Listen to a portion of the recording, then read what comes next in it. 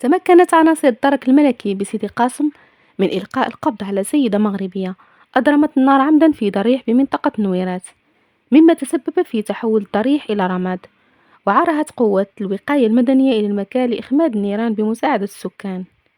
وتعود تفاصيل القصة حيث قامت سيدة مغربية بصب البنزين في واحد من أشهر الأضرحة الواقعة شمال غربي المغرب بعد ترددها لمدة طويلة عليه.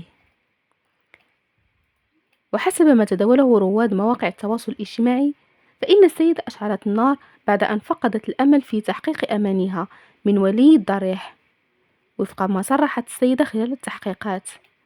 هذا وقد لقي هذا التصرف الغريب إدانة واسعة من طرف رواد منصات التواصل الاجتماعي، واعتبروه غير أخلاقي وينم عن الجهل ويمس بالدين، فيما سخر آخرون من الحادث، مؤكدين أن الدعاء يكون لله وليس في الأضرحة وللأولياء.